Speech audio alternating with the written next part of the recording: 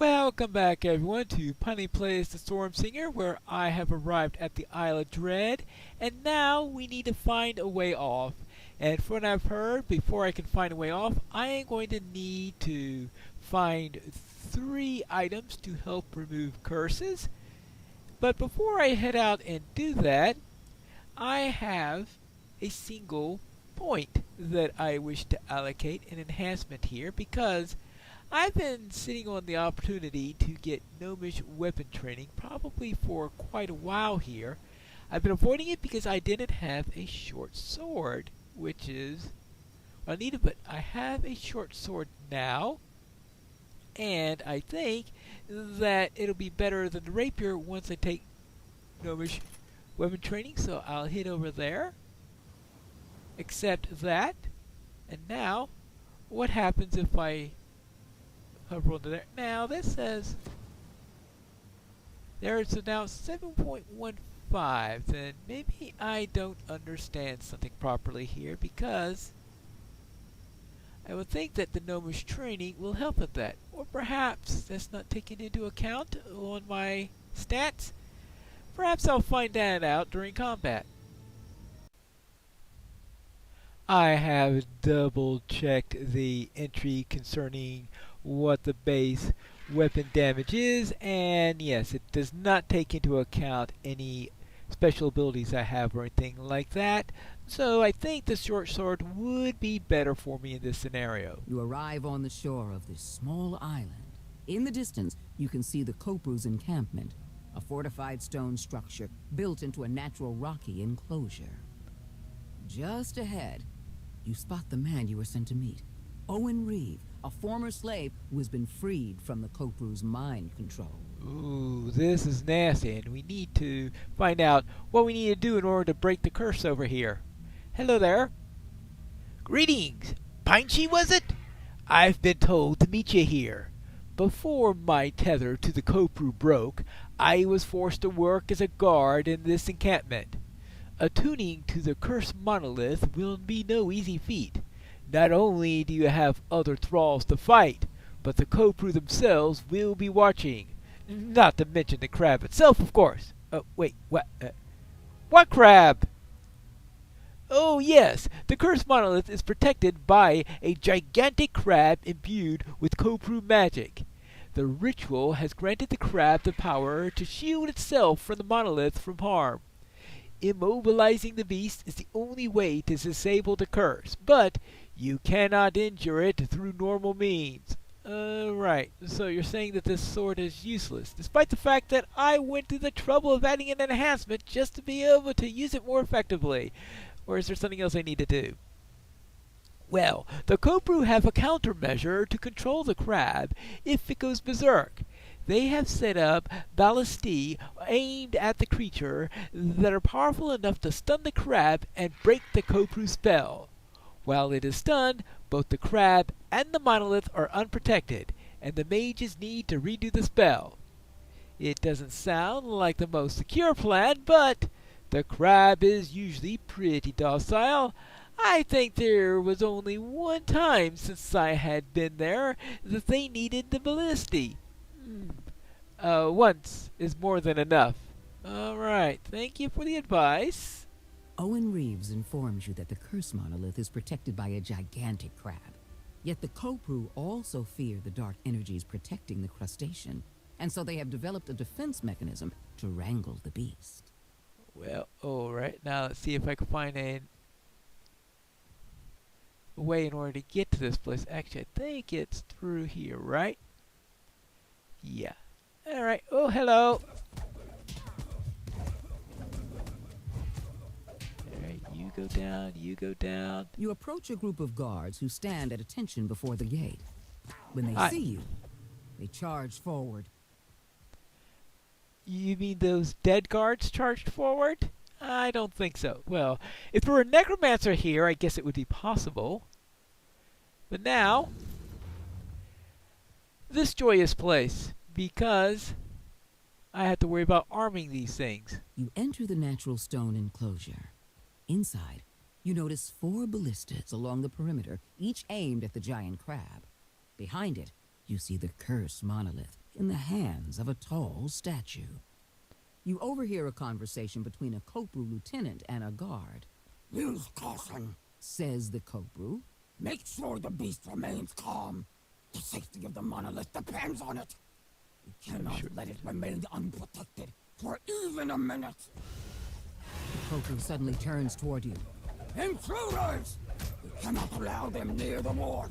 Minions, rally and charge! Beware the crab.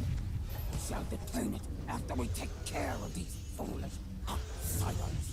A mystic barrier shimmers into being and bars you from exiting the arena. Uh-oh, this The is rogue hits the problemsome. ground with a thud and remains still. The crab emerges from the sand. It rears up, exposing its belly. Now is your chance to immobilize the beast.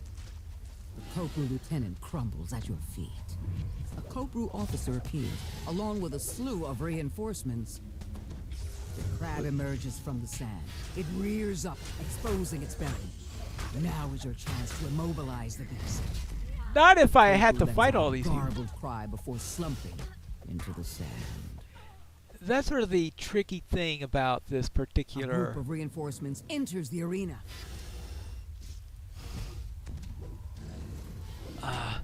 about this particular one is that it's very hard to solo, I think, because... Crab emerges from the sand. It rears up, exposing its belly. Now is your I chance can't to do anything immobilize the until beast. I unlock these things. But of course, I'm constantly being attacked. But if you've got someone with you, it should be possible to... let's see, middle?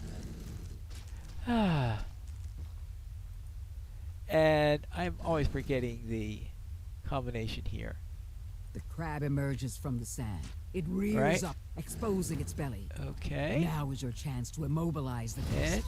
stop it! I'm trying to do something here. Alright.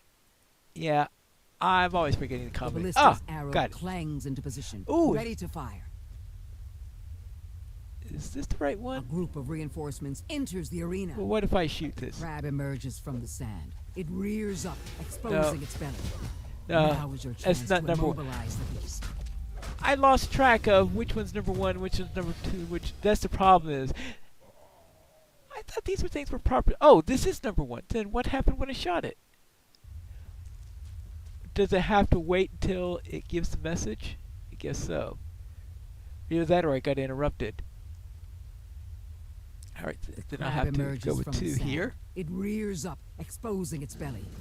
Now is your chance to immobilize the beast. And... The ballista's arrow clangs into position, ready to fire. Alright, he's already moved on. Alright, so there is... That's one. That's two. Oh, he's at two now. The crab emerges from the sand. It rears up, exposing its There we belly. go. Now is your chance to immobilize the beast. All The right. bolt careens into the crab's underbelly, knocking it off Good. balance and stunning it. The force fields surrounding both the crab and the monolith fade away. Alright.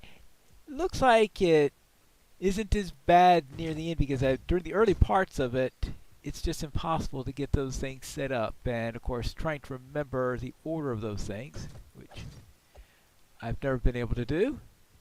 Alright, so now I just wanted to...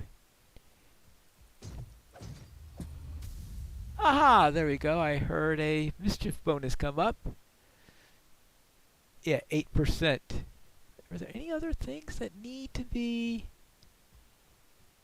knocked out before I... Ah, here's some more right over here.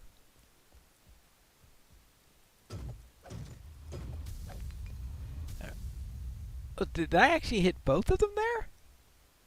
Ransack! Okay! Good. Now that I've got all the bonuses I need, and looks like I've... Alright, there isn't a conquest bonus. So now I should just head up here and grab this. You stand before the cursed monolith. Touch it. You touch the monolith and feel a jolt of energy as the attunement is bestowed upon you. I am now attuned to that. That takes care. Anything else I need to do here, because I've gotten through here pretty quickly. This is a very, very short adventure compared to the others. So no, nothing else here. So I guess we should. By the way, I've always wondered, is there a chest to this one? I don't think I've ever noticed one. Considering how short it is, I guess that's always a possibility. Oh! Excuse me. I failed to see the obvious. Alright, invigorate 3 crown of diplomacy. 7. Oh, that's a better crown of diplomacy. I guess that's good.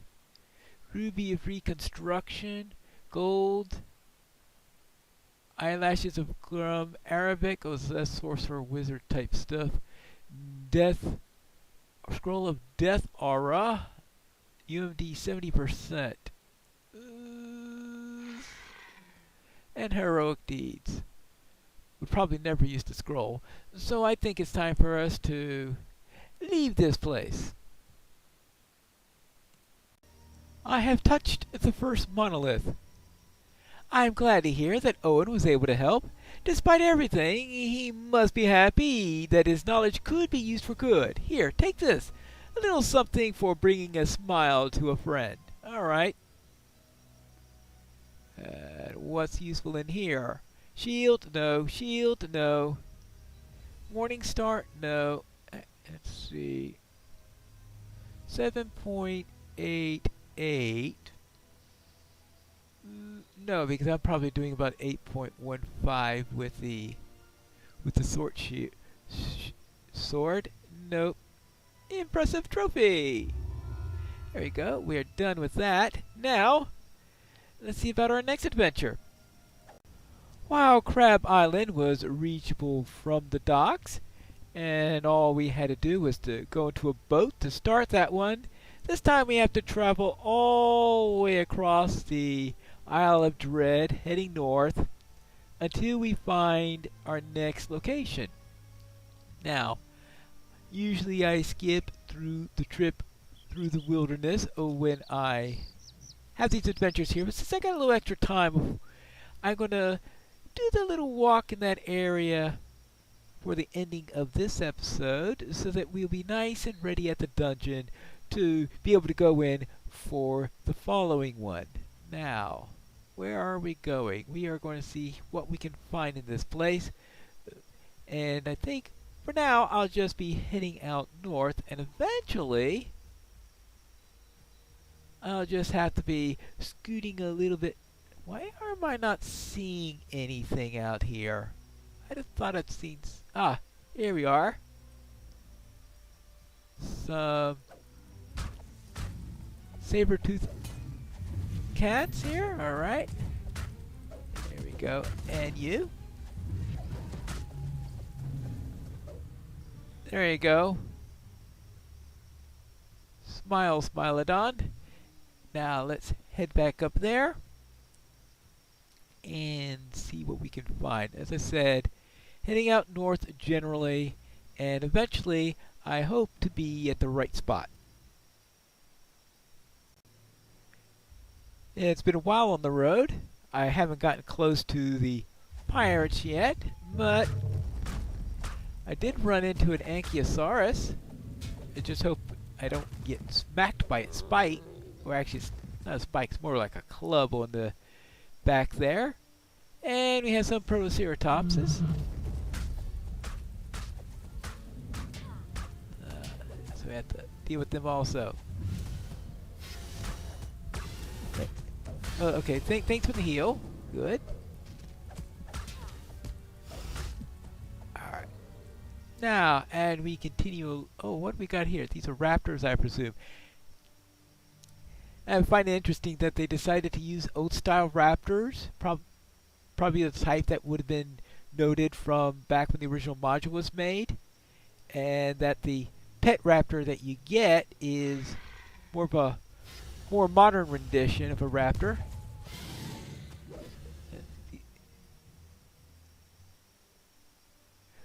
with feathers. Alright. A little bit more feathery for the one that you have as a pet, while using more of a style that went with the time period. Alright, there we go. Oh. I was about to start the attack there, and then the Protoceratops decided to interrupt our little meeting there.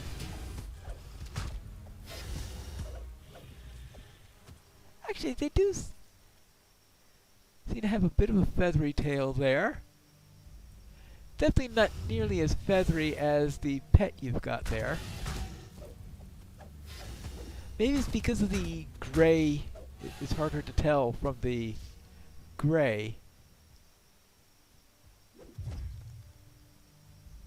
What are you fighting? Don't tell me you were going after a squirrel for dinner or something like that. Actually, don't attack one of those from the front. Actually, it looks like he's just armored. It looks like this one doesn't have a club on him. Oh, actually, that's a velociraptor. There you go.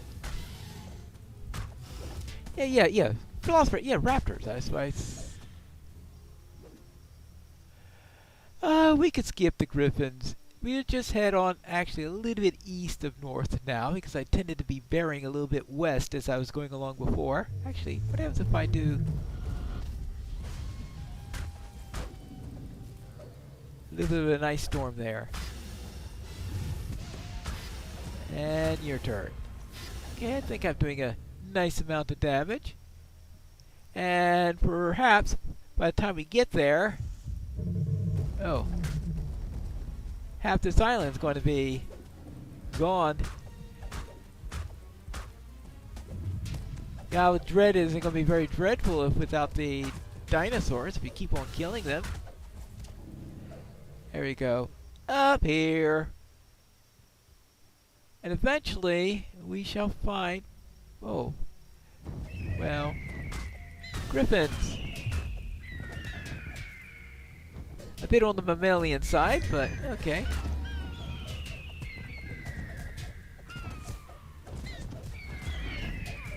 Oh no!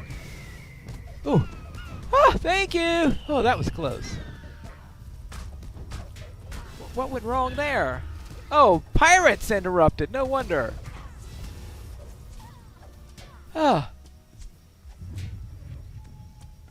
All right, there you go.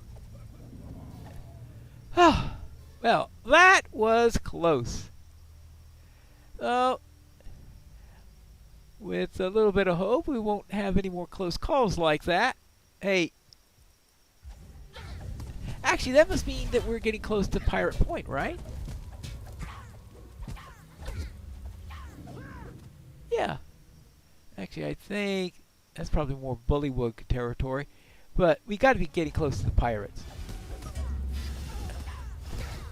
Well, we're certainly close to pirates, that's for sure. I mean, we're getting close to Pirate Point, I'm pretty sure. Ah. Now. Yeah. These guys are all over the place. Oh! Nice when the lightning